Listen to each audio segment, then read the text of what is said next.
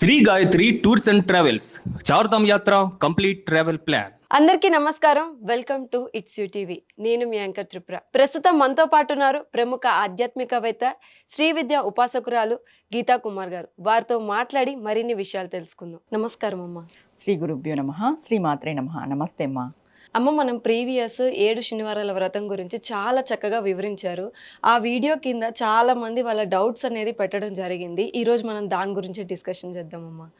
అమ్మ, 7 శనివారాల వ్రతం అంటే 7 వారాలు చేసుకునే వ్రతం అది.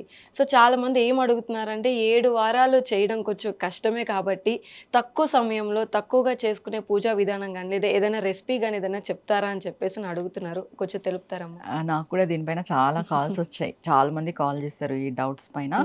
ఒకటేంటంటే 7 శనివారాల వ్రతము అనేది ఖచ్చితంగా మీ కోరిక పెద్దదైనప్పుడు ఇలానే చేసుకోవాలి. కానీ ఇప్పుడు ఇలా చేయలేని వాళ్ళు కూడా ఉన్నారు. చేసుకోలేము, లేదా మాకు ఇంట్లో ఇబ్బందికరమైన వాతావరణం ఉంది, ఏం చేయాలి అని. అలాంటప్పుడు ఒక శనివారం అంటే శనివారం మాత్రమే ఒక దీపం, పిండి దీపం పెట్టుకోవాలని దాంట్లో చెప్పడం జరిగింది ఆల్రెడీ. కానీ దాన్ని కూడా ప్రతి శనివారము పెట్టేసుకోవాలా, లైఫ్ లాంగ్ పెట్టేసుకోవాలా అని అడుగుతున్నారు. అలాంటప్పుడు మీరు ఏం చేస్తారంటే 7 శనివారాలు ఒక దీపమే పెట్టుకుంటాము, పిండి దీపము. ఈ వ్రతము ఇదంతా ఏం చేసుకోలేము. పిండి దీపం పెట్టేసి ఒక నమస్కారం చేసుకోవడము, గోవిందనామాలు చదువుకోవడము ఇలా. కానీ ఇలా ఒక్క పిండి దీపం పెట్టుకొని 7 శనివారాలు చేసుకునే అనుకునే వాళ్ళు, ఇవేవి చదవలేము అనుకునే వాళ్ళు వెంకటేశ్వర స్వామి వజ్ర కవచం 7 సార్లు చదువుకోండి. ఓకే. 7 శనివారాలు ఒకటే పిండి దీపము, 7 ఒత్తులు వేసుకొని పెట్టేసి, మేము ఇవన్నీ ఏవి చేయలేమమ్మా, మాకు అంత టైం లేదు అనేవాళ్ళు వెంకటేశ్వర స్వామి వజ్ర కవచం అని చిన్నది స్తోత్రం, అది 7 సార్లు చదువుకోవచ్చు. అమ్మ, అండ్ ఇంకో డౌట్ ఏంటంటే చాలా మంది నాన్ వెజ్ తింటూ ఉంటారు. సో మీరు చెప్పారు ప్రీవియస్ వీడియోలో అంటే 7 వారాలు నాన్ వెజ్ తినొద్దు అని చెప్పేసి, సో మాంసాహారాన్ని ముట్టొద్దు అన్నారు. కింద కామెంట్స్ ఏంటి అని అంటే, వ్రతం చేసే వాళ్ళు ఒకటేనా, లేకపోతే మొత్తం ఇంట్లో ఉన్న ప్రతి ఒక్కరు నాన్ వెజ్ మానేయాలా, లేదా శనివారం ఒక్కరోజు మానేస్తే చాలా అని అడుగుతున్నారు. సో దాని గురించి కొంచెం చెప్తారా? దీంట్లో మీకు మీ ఇంట్లో ఇంటి పరిస్థితి, మీ గృహ పరిస్థితి అందరూ అనుకూలిస్తే అందరూ 7 శనివారాలు కంప్లీట్ అయ్యేంత వరకు మానేయండి. లేదు పాపం ఆడవాళ్ళకి చేసుకోవాలని ఉంటుంది, ఇంకా ఇంట్లో అనుకూలించక ఆగిపోవద్దు. ఒకవేళ మీ ఇంట్లో వాళ్ళు తింటారు అంటే వాళ్ళు తినని, మీరు మాత్రం 7 శనివారాలు తినద్దు చేసేవాళ్ళు. లేదమ్మా మేము అసలు అట్లా ఉండలేము, ఇప్పుడు చేసేవాళ్ళు కూడా ఉండలేకపోవచ్చు, 2 months తినుకోకున్నట్టు ఉండలేము అనేవాళ్ళు ఫ్రైడే తినకూడదు, సాటర్డే తినకూడదు, సండే తినకూడదు. ఎందుకంటే ఫ్రైడే మీరు ముందు రోజు వ్రతానికి ప్రిపేర్ కావాలి. శనివారం మనం వ్రతం చేస్తామంటే ముందు రోజే ప్రిపరేషన్ ఉండాలి. ఫ్రైడే తినకూడదు. ఎందుకు సండే తినకూడదు అని అంటే, సండే మామూలుగానే తినకూడదు చెప్పాలంటే. ఇప్పుడు వెస్ట్రన్ కల్చర్ వచ్చి సండేనే తింటున్నారు, మనం ఏం చేయలేము దానికి. ఈ వ్రతం చేసిన తర్వాత ఆ పిండి దీపం కదిలించడము, దాన్ని గోమాతకు పెట్టడము, లేదా నదిలో విసర్జన చేయడం, ఇలాంటివన్నీ ఉంటాయి నెక్స్ట్ డే ప్రాసెస్. అందుకు సండే కూడా తినకూడదు. ఈ ఫ్రైడే, సాటర్డే, సండే తినకోకున్నట్టుంటే సరిపోద్ది. కానీ చేసే వాళ్ళు ఈ 2 months తినకపోతేనే చాలా మంచిది వ్రతం చేసేవాళ్ళు. అమ్మ, చాలా మంది వ్రతం అనేది ఎక్కువగా చేసేది వాళ్ళ పిల్లల కోసమే చేస్తూ ఉంటారు. సో ఇప్పుడు నార్మల్గా పిల్లలు పుట్టని వాళ్ళు కూడా మాకు పిల్లలు కావాలని చెప్పి వ్రతం చేస్తుంటారు. కానీ కొంతమంది ఏంటంటే అవుట్ ఆఫ్ స్టేట్స్ ఉండడం, వాళ్ళకి కుదరకపోవడం, పూజా విధానం తెలియకపోవడం జరుగుద్ది. సో వాళ్ళ పెద్దలు ఎవరైతే ఇక్కడ ఇండియాలో ఉన్నారో వాళ్ళైనా వాళ్ళ కోసం పూజ చేయొచ్చమ్మా? అంటే ఇక్కడ ఏమైపోతుందంటే, అంటే వాళ్ళ కొడుకుకి పిల్లలు కాలేదు, అటు సైడ్ అమ్మ ఉంటారు కదా, కొడుకు వాళ్ళ అమ్మ చేయొచ్చు. ఓకే. ఇటు సైడ్ కూతురికి పిల్లలు కాలేదు, మా కూతురు కోసం మేము చేస్తాము అని అడుగుతారు, అది కుదరదు. ఓకే. ఒక్కసారి అమ్మాయి వాళ్ళ ఇంటికి పోయిన తర్వాత వాళ్ళ ఇంటికి సంబంధం అవుతుంది, మన ఇంటికి సంబంధం కాదు, అంటే పుట్టింటికి సంబంధం కాదు. ఇప్పుడు చాలా మంది కూతుర్ల కోసం అమ్మలు చేస్తారు అంటారు కదా, అలా కాకోకున్నట్టు కోడల కోసం, కొడుకు కోసం అత్తగారు ఈ వ్రతం చేయొచ్చు. మా కొడుకు కోడలకి సంతానం కావాలి స్వామి అని సంకల్పం చేసుకొని అమ్మ అత్తగారు చేసుకోవచ్చు. ఇటు సైడ్ పుట్టింటి వాళ్ళు చేయడానికి లేదు. పిల్లలు ఎక్కడున్నా కూడా వీళ్ళు చేసుకొని ఆ వ్రతం అనేది వాళ్ళకి ఖచ్చితంగా ఫలిస్తుంది, దాంట్లో డౌట్ అయితే ఏం లేదు. అమ్మ, అండ్ ఇంకో డౌట్ ఏంటంటే, అంటే వ్రతం ఆడవాళ్ళే ఎక్కువ చేస్తుంటారు కదా, అంటే మగవారిని కూడా ఇన్వాల్వ్ చేయొచ్చా, లేదా ఆడవాళ్ళు ఒక్కటే చేయాలా అని చెప్పేసి అడుగుతున్నారు. సో దాని గురించి చెప్తారు? ఇది పీటల పైన కూర్చొని చేసే వ్రతం అయితే కాదు. చేసుకుంటే ఇద్దరు కలిసి చేసుకోవచ్చు, భార్య భర్త ఇద్దరు కలిసి చేసుకోవచ్చు, ఇబ్బంది ఏం లేదు దాంట్లో. లేదు ఆడవాళ్ళే ఎక్కువ చేసుకుంటారు కాబట్టి ఆడవాళ్ళు ఒక్కటైనా చేసుకోవచ్చు. కానీ వ్రతం చేసుకునే ముందు ఇంట్లో చెప్పుకొని ఇలా చేసుకుంటున్నాము, ఓకేనా అని చెప్పేసి మీరు ప్రారంభిస్తే సరిపోతుంది. ఓకే. అయితే ఇద్దరు అంటే కంపల్సరీ హస్బెండ్ ఇన్వాల్వ్ చేయాలని రూల్ అయితే ఏం లేదమ్మా? హస్బెండ్ ఉండాలని అయితే రూల్ లేదు. అంటే ఇప్పుడు ఎవరు ఉన్నారు మా అంత అవును, భక్తి అవునమ్మా. మార్గంలో అబ్బాయిలు? ఎందుకంటే వాళ్ళ టైమింగ్స్ కుదరకపోవచ్చు, వాళ్ళ జాబ్స్, వాళ్ళ స్ట్రెస్, ఇబ్బందికరమైన వాతావరణం ఏదైనా ఉండొచ్చు. ఒకవేళ మీకు అనుకూలమైన భర్త ఉంటే మీరు మీరు చెప్పినట్టు ఆయన వింటారు, పర్వాలేదు, ఇద్దరు కూర్చొని చేయండి. పూజే కదా, ఏం చేస్తారు, పూజే మంచిదే కదా, ఇద్దరు కూర్చొని చేయడం వల్ల ఇబ్బంది ఏం లేదు. ఒకవేళ మీ భర్తకి ఇంట్రెస్ట్ లేదు, ఆయన ఇబ్బంది పెట్టి మీరు ఇబ్బంది పడకండి, మీరు చేసేసుకోండి. అమ్మ చాలా మంది అడుగుతున్నారు, అంటే పిండి దీపంతో పెడతాం కదా, అదే ఉదయాన్నే పెట్టాలా, ఒకవేళ ఉదయం కుదరలేదు సాయంత్రం అయినా మేము చేసుకోవచ్చా అని చెప్పేసి అడుగుతున్నారు. ఈ 7 శనివారాల వ్రతం చేసేవాళ్ళు, ఇది వ్రతం చేసే వాళ్ళకి ఈవినింగ్ చేసుకుంటారు వ్రతం. ఈవినింగే పెట్టాలి దీపాలు. మార్నింగ్ అంతా ఉపవాసం ఉండి, అది కూడా వాళ్ళ ఆరోగ్యరీత్యానే చెప్పాం మనం. ఉపవాసము అనేది, ఉపవాసము, భూషయనం, ఇవన్నీ ఆరోగ్యరీత్యా చేయాల్సినటివే. ఈవినింగ్ పెట్టుకోవాలి. ఇప్పుడు మనం నార్మల్గా ఒక పిండి దీపం చెప్పాం చూడండి, వెంకటేశ్వర వజ్రకవచం చదువుకోవచ్చు, అది మార్నింగ్ అయినా పెట్టచ్చు, ఈవినింగ్ అయినా పెట్టచ్చు. ఈ 7 శనివారాల వ్రత విధి అంతా చెయ్యలేని వాళ్ళు ఇట్లా దీపం పెట్టుకుంటాం, ఒక దీపం పెట్టుకొని వజ్రకవచ స్తోత్రం చదువుకుంటాం అనేటోళ్ళు మార్నింగ్ అయినా పెట్టుకోవచ్చు, ఈవినింగ్ అయినా పెట్టుకోవచ్చు. ఓకే.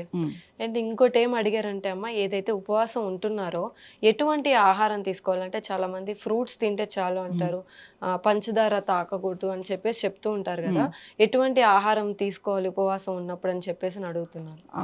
పంచదార అంటే స్వీట్ తీసుకోకూడదు అనేది వస్తుంది. ఆల్మోస్ట్ మనము ఏమి తిననప్పుడు కొంచెం ఇదిగా ఉంటుంది, అంటే షుగర్ లెవెల్స్ హై కావడము, లో కావడం అలా ఉంటుంది. కాబట్టి దానివల్ల స్వీట్ తీసుకోవడం వల్ల కొంచెం హెవీ అవుతుంది అనే దాంతో చెప్పారు తప్ప లో షుగర్ తీసుకోవచ్చు. పంచదార పాలు కలిపి తీసుకోవచ్చు, ఫ్రూట్స్ తీసుకోవచ్చు, జ్యూసెస్ తీసుకోవచ్చు. అది కూడా మీ ఆరోగ్య రీత్యా, అంటే షుగర్ ఉండే వాళ్ళు ఇవన్నీ తీసుకోలేరు, మీరు ఏమి తీసుకోగలరో అది. కానీ ఆరోగ్యాన్ని ఇబ్బంది పెట్టుకొని చేయాలనేది అయితే లేదు, ఎక్కడా చెప్పలేదు. కలియుగంలో కటిక ఉపవాసం అంతకన్నా లేదు. అవును. అండ్ ఇంకో లాస్ట్ డౌట్ ఏంటంటే అమ్మ, అంటే నార్మల్గా వ్రతం చేసేవాళ్ళు ఇప్పుడు మనకి నవరాత్రులప్పుడు ఎట్లయితే ఒకటే రంగు చీర కట్టుకొని మనము ఆ నవరాత్రులు ముగిస్తామో, అలానే వ్రతం చేసేటప్పుడు ఏదైనా పర్టికులర్ రంగు చీర కట్టుకోవాలి, లేకపోతే ఇలానే ఉండాలి, ఏదైనా ఉందా అని అడుగుతున్నారమ్మ. 7 శనివారాల వ్రతం చేసే వాళ్ళు పసుపు రంగు చీర కట్టుకోవాలని చెప్పాం మనం ముందు ప్రీవియస్ వీడియోలో.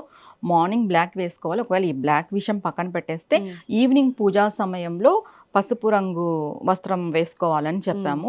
ఇప్పుడు మనం నార్మల్గా చెప్పాము చూడు, ఊరికే ఒక దీపం పెట్టుకోవచ్చు అనే వాళ్ళకి ఏమి వస్త్రము, ఈ వ్రతంలో ఉన్న విధానాలు వాళ్ళకి వర్తించవు.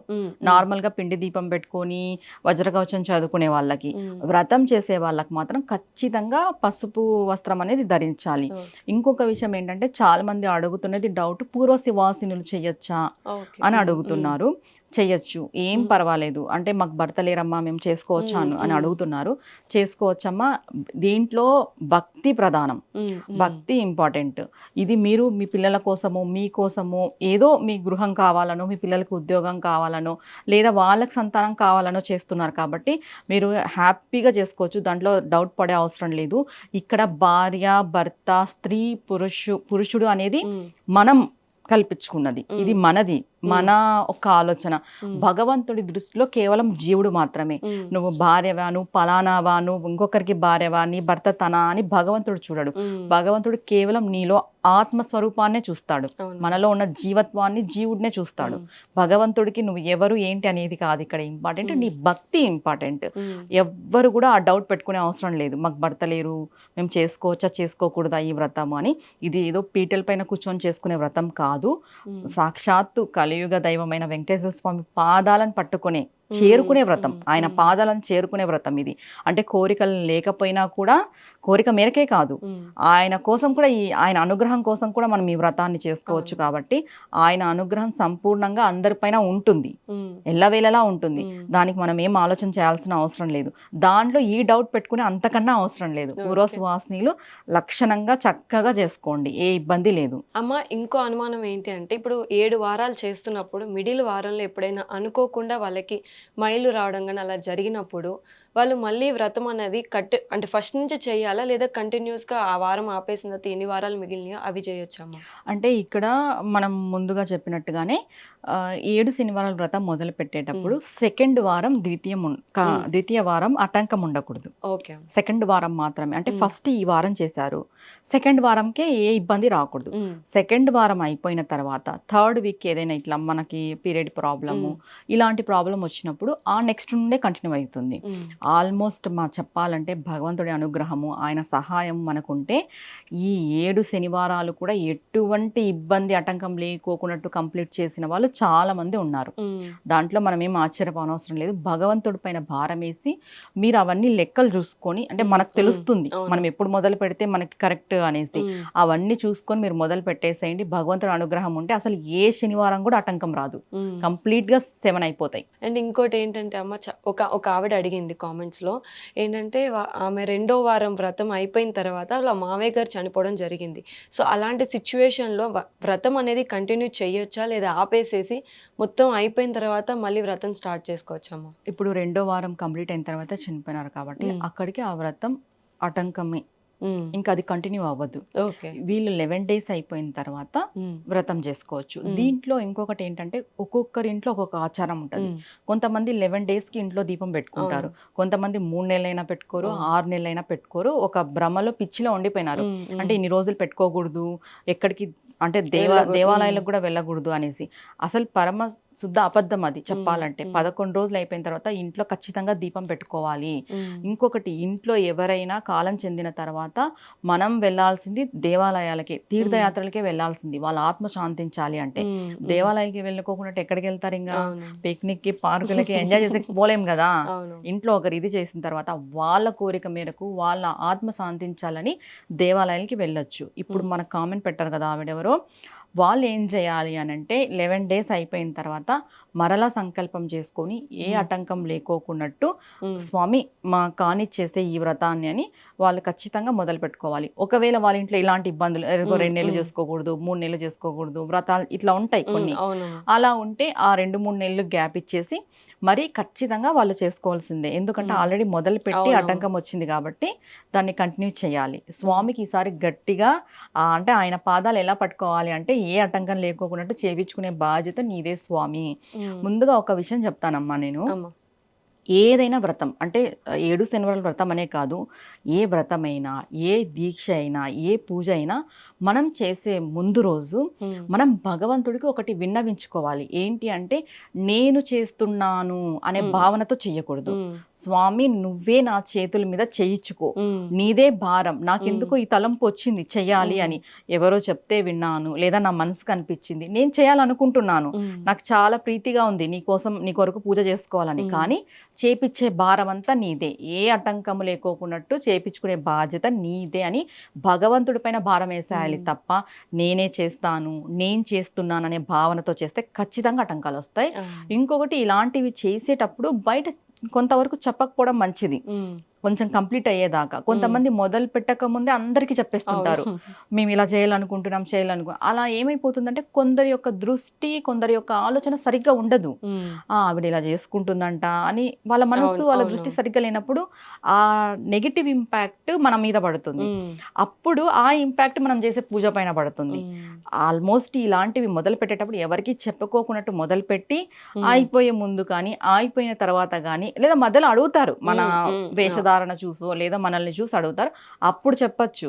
మొదలు పెట్టక ముందే ఏది చెప్పకండి, స్వామి పైన భారం వేసి మొదలు పెట్టండి, ఏ ఆటంకాలు కూడా రావు.